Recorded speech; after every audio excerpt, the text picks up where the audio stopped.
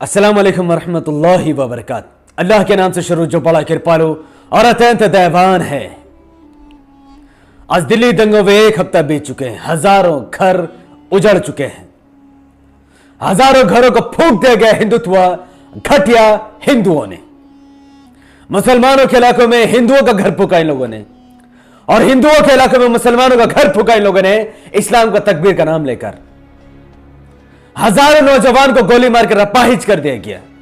वो नौजवान जो अकेले अपने दम पर अपने घर को चलाते थे, उन नौजवान को घायल करने के पीछे उनके मां बाप, उनके भाई बहन सबको घायल कर दिया गया।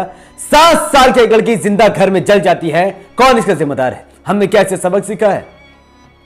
भाई, जब से हिंदुस्तान आजाद हुआ अब तक गुजरात 2002, बाबरी मस्जिद 1992, मुंबई में मुसलमानों का कत्लेआम या मुजफ्फरनगर में मुसलमानों कत्लेआम का दंगा को लेते हुए हमने कभी भी मुसलमानों ने नसीहत को कभी हासिल किया ही नहीं। वही मुसलमान अपने जिंदगी में घिसी पिटी जिंदगी को गुजारते रहे, 3 वक्त का खाना खाकर या 2 वक्त का अनाज से अपने पेटों को भरकर।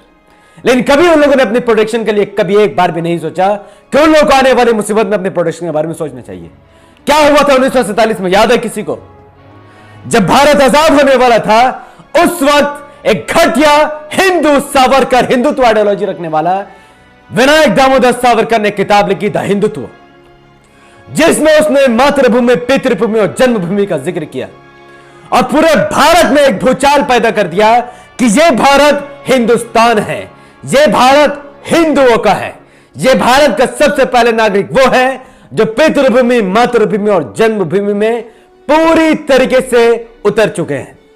मुसलमान इस देश में रह सकते हैं, लेकिन वो दूसरे दर्जे के नागरिक हैं। मोहम्मद अली जिन्ना को फिक्र हुई अपनी उम्मत, अपनी कौम को लेकर कि यह कौम यहां पर नहीं रह सकती, क्योंकि यहां पर एक गलीज सावरकर रहता है जो हिंदुओं को लगातार हिंदुओं के दिलों में, दिमागों में मुसलमानों के खिलाफ जहर भर रहा है। मोहम्मद अली जिन्ना ने एक खतरनाक डिसीजन लिया। उसने पाकिस्तान बनाने का फैसला किया, एक अलग मुसलमानों के लिए राष्ट्र पाकिस्तान बनाने की नींव रखने की कोशिश की। मोहम्मद अली जिन्ना ने अपने पैगाम में कहा कि मेरे देश के मुसलमानों, तुम्हें अगर इस देश में तुम रहोगे तो तुम्हें सारी जिंदगी ये प्रूफ करने में लग जाएगी कि तुम इस देश के सच्चे नागरिक हो। सारी जिंदगी तुम्हें इस प्रूफ करने में लग जाएगी कि तुम गाय का गोश्त नहीं खाते हो। सारी जिंदगी तुम्हें देशभक्ति का प्रमाण देना पड़ेगा। तुम्हारा विकास इस देश में हो ही नहीं सकता है।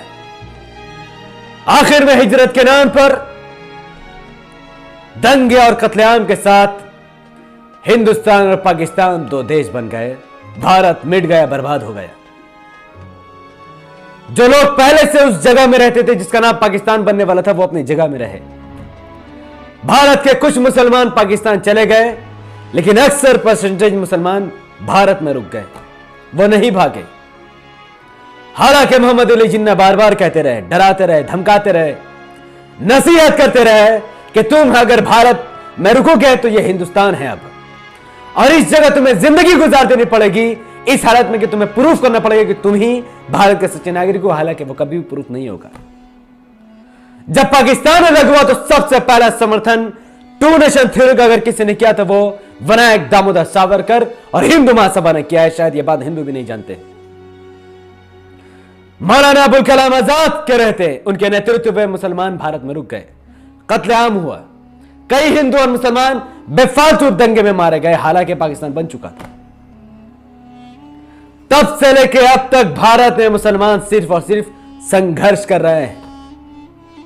आरएसएस, राष्ट्र सेवा संघ, वीएचपी, विश्व हिंदू परिषद, बजरंग दल, हिंदू महासभा, कई सारे आज हिंदुओं के हिंदुत्व संगठन हैं जो आम जाहिल हिंदुओं को लड़ना सिखाती है।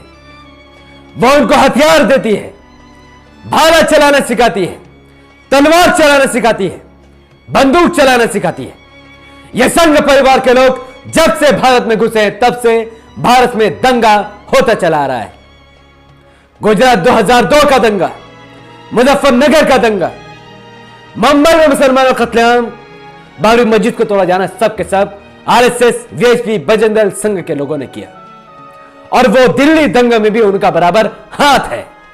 मुसलमानों आज तक भारत के आजाद के बाद आज तक मुसलमानों ने अपना कोई भी पॉलिटिकल ग्रुप नहीं बनाया, कोई भी ऐसा ग्रुप नहीं बनाया जिसमें उन्होंने हथियार बांटे हो या उन्होंने लड़ना सिखाया या उन्होंने कोई काम किया हो। इसीलिए मुसलमान बर्बाद हो गए। आज उनके पास पॉलिटिकल पार्टी है, इसीलिए पुलिस कुत्ता बनकर उस पार्टी का सपोर्ट करके दंगाई का सपोर्ट करती है और मुसलमानों को गोली मारती है। लेकिन मुसलमानों ने आज तक कांग्रेस का पैर चाटती रह गई और मुसलमानों का आज तक कुछ नहीं हो सका। मुसलमानों ने कोई पॉलिटिकल पार्टी नहीं बनाई, ना ही कोई पार्टी को चुना। आज भी हमें आगे के बारे में सोचना होगा, क्या हम इसी तरीके से दबाए कुचले जाएंगे? क्या मुजफ्फरनगर में हमारी मां और बहनों के साथ बलात्कार हुआ था, मुंह देखते रहे पूरे भारत के मुसलमान? क्या आज भी हम मुंह देखते रहेंगे? हमारे सामने टीवी में हम सब देखते रहे बाबरी मस्जिद को तोड़ दिया, क्या कुछ नहीं कर पाए? क्यों? क्योंकि हमारे आज भी मुसलमानों की कोई भी पॉलिटिकल सरकार नहीं थी, कोई पॉलिटिकल पार्टी नहीं थी। गुजरात 2002 का दंगा हो गया, एक 7 साल की लड़की के साथ 11 हिंदुत्व आइडियोलॉजी सावरकर के हिंदुओं ने रेप कर दिया, बलात्कार कर दिया, हमारी मां बहनों के साथ बलात्कार किया गया, लाखों की तादाद में हजारों की तादाद मुसलमानों का कत्लेआम किया गया। हम कुछ नहीं कर पाए। नरेंद्र मोदी को फांसी नहीं हुई जबकि वहां का चीफ मिनिस्टर था, वहां का अमित शाह, वहां का एमएलए एमपी, कई सारे गुंडों ने मिलकर, पुलिस वालों ने मिलकर मुसलमानों का कत्लेआम किया। हम सिर्फ और सिर्फ तमाशा देखते रहे। क्या आगे भी हम वही करेंगे? क्यों आखिर गुजरात 2002 के दंगे करने वाले नरेंद्र मोदी पीएम बन गया, हम चुपचाप मुंह देखते रहे? क्यों? क्योंकि हमारी कोई भी पॉलिटिकल पार्टी नहीं है, हमारा कोई ग्रुप नहीं है, हमारा इतिहास नहीं है। आज दलित और चमार से भी बदतर बन चुकी भारत की यह कौम आगे कौन सी इस बीमारी को झेलने वाली है, इस बात को समझिए। आज ये दिल्ली में होगा, कल बंगाल में होगा। दिल्ली में गोली मारो का नारा लगाया गया अमित शाह के लोगों के द्वारा, अनुराग ठाकुर के द्वारा। वही नारा वेस्ट बंगाल में भी लगा है, बिहार में भी इलेक्शन है। क्या चाहते हैं आप? हमारे भारत के मुसलमानों को यह समझना पड़ेगा कि हमें एक ग्रुप बनाने की जरूरत है। आज आरएसएस का ग्रुप भारत में जहर फैला रहा है, लड़ाई सिखाकर, दंगा सिखाकर, हथियार बांटकर। हमें एक ग्रुप बनाना है डिफेंस के लिए, हमें एक ग्रुप बनाना अपने बचाव के लिए, और हमें ग्रुप बनाना जो ग्रुप हर दंगाइयों को सबक सिखाएगी और हर उस जगह घुसकर उन तमाम लोगों की मदद करेगी, चाहे हिंदू और मुसलमान, जिनका घर दंगे से प्रभावित हुआ है, जिनके लोग मारे गए हैं। अगर आप सब ये नहीं करेंगे तो हमारे साथ भी वही होगा जो गुजरात, दिल्ली और यूपी के और मुंबई के लोगों के साथ हुआ था। ये तमाम काम के लिए फंड चाहिए, पैसे चाहिए, लोग चाहिए। 100 करोड़, हजारों करोड़ रुपए आरएसएस के फंड में दिए जाते हैं ताकि वो लोग हथियार खरीद सके, लोगों को ट्रेन कर सके, लोगों को कपड़े बांट सके, जर्सी बांट सके, डील कर सके। लेकिन मुसलमानों के पास ये ग्रुप नहीं है। भाइयों, मैं खूब मुंह खोलकर बोलता हूं, तृणमूल कांग्रेस हो, चाहे कांग्रेस हो या चाहे आम आदमी पार्टी हो, या भारत का कोई भी पॉलिटिकल लीडर हो या कोई पॉलिटिकल पार्टी हो, मुसलमान को होने वाला नहीं। या तो हमें कोई पॉलिटिकल पार्टी बनानी है या तो फिर हमें एमआईएम को सपोर्ट करना है। अगर हमारा पॉलिटिकल पार्टी नहीं होगा तो हमारा मदद करने वाला भारत का कोई व्यक्ति नहीं है, कोई गवर्नमेंट एम्प्लॉय नहीं, कोई गवर्नमेंट ऑफिसर, जब तक हमारा कोई पॉलिटिकल लीडर या कोई पॉलिटिकल पार्टी ना हो। मिलकर एमआईएम को मजबूत कीजिए। यही एमआईएम इकलौती एक पार्टी है जिसको बीजेपी का बी टीम बोलकर बदनाम कर दिया गया। हालांकि हकीकत यह है कि वही उम्मत के लिए आवाज को उठाती है और उम्मत के लिए लड़ती है। आज वक्त है, वरना 2002 पूरे भारत में देखा जाएगा, क्योंकि बीजेपी लगातार मजबूत हो रही है और आरएसएस भी लगातार मजबूत हो रही है, जिसका तोड़ सिर्फ और सिर्फ मुसलमानों का वो ग्रुप होगा जो दलितों के साथ मिलकर भीम और मीम के नाम पर बनेगा और जो इन आरएसएस दंगाइयों को मुंह तोड़ सबक सिखाएगा।